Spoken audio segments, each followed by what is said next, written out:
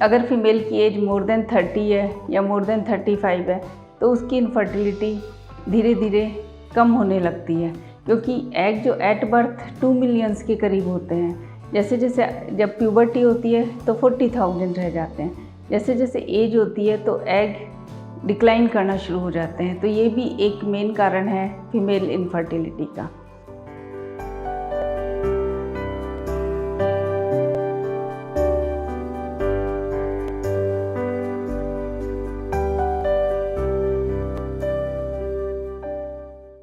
Hello, I am Dr. Nishi from Prime IVF Center. I am infertility specialist. आज मैं आपको female infertility के बारे में बताऊंगी। फीमेल इनफर्टिलिटी में 50% मेल और 50% फीमेल रिस्पॉन्सिबल होते हैं।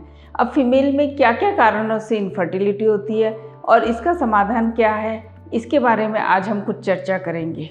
फीमेल रिप्रोडक्टिव ट्रैक्ट या फीमेल जेनिटल ट्रैक्ट में 5 पार्ट होते हैं, जिसमें सबसे पहले vagina, cervix, uterus, tube and ovary.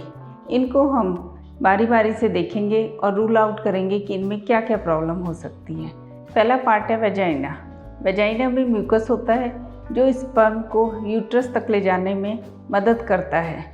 कई बार क्या होता है कि वेजाइना में ड्यूरिंग ओवुलेशन के समय म्यूकस थ्रेड लाइक हो जाता है, जिससे कि स्पर्म जो है वो म्यूकस को पेनिट्रेट नहीं कर पाते और सर्विक्स तक ही नहीं जा पाते। कई बार इतना थिक म्यूकस हो जाता है कि स्पर्म उसमें मतलब ख़त्म हो जाते हैं, पेनिट्रेट ही नहीं कर पाते। तो ये भी एक इनफर्टिलिटी का कॉज है।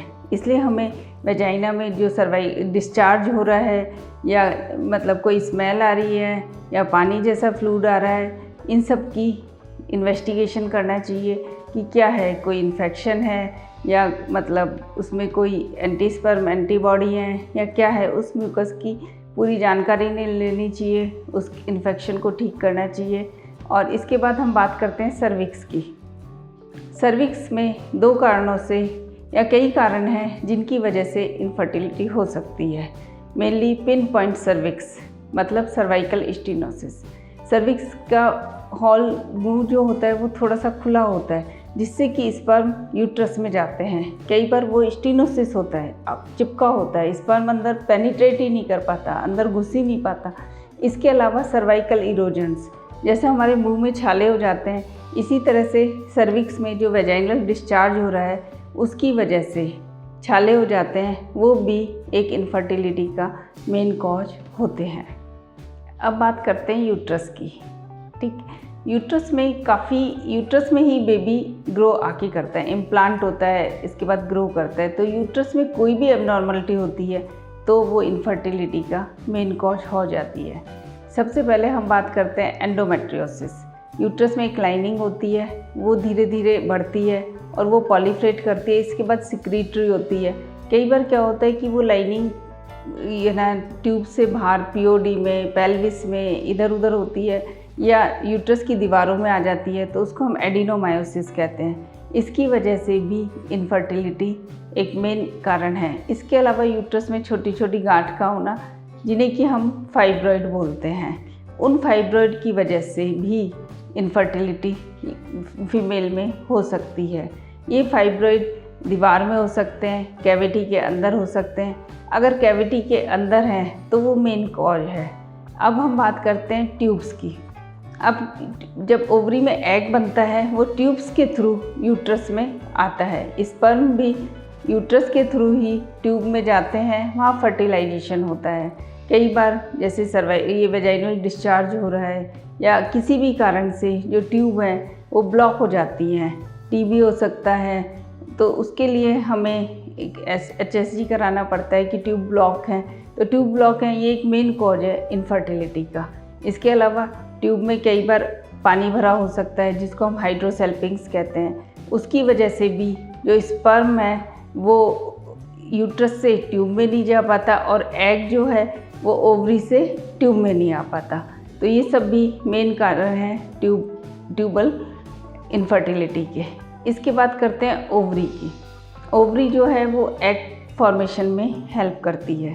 एग फॉर्मेशन के बाद जो ट्यूब का फिम्ब्रियल एंड है वो उस एग को पकड़ता है और ट्यूब में लेके जाता है।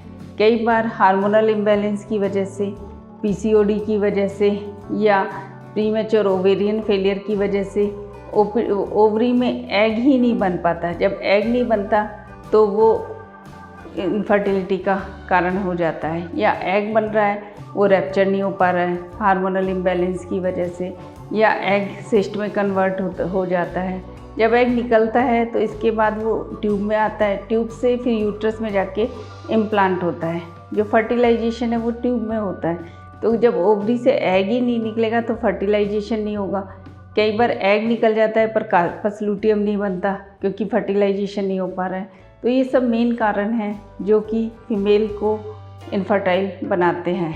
इनको स्टेप बाय स्टेप आपको देखना है कि आप में क्या कारण है। आपके सर्विक्स में प्रॉब्लम है, आपकी वजाइना में प्रॉब्लम है, आपकी यूट्रस में भी काफ़ी एनाटॉमिकल प्रॉब्लम भी हो सकते हैं। उसमें सेप्टम हो सकता है, एंडोमेट्रियोसिस हो सकती है, फाइब्रॉइड हो सकते हैं। इसके अलावा यूट्रस में बाइकॉर्नुएट, यूनिकॉर्नुएट, ये भी इनफर्टिलिटी को बढ़ावा देते हैं। तो ये तो रहा हमारे रिप्रोडक्टिव या जेनाइटल सिस्टम से संबंधित जो कि इनफर्टिलिटी करते हैं।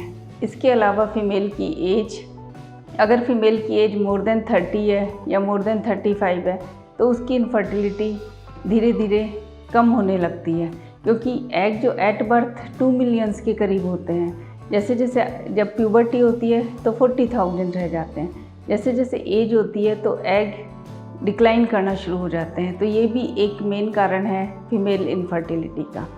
इसके अलावा ओबेसिटी में बीएमआई की वजह से कई बार क्या होता है कि इतने ज़्यादा हार्मोनल इम्बैलेंस हो जाते हैं, पेशेंट को थायराइड हो जाती है, डायबिटीज़ हो जाती है, जो भी एक मेन कारण हो जाता है फीमेल इनफर्टिलिटी का।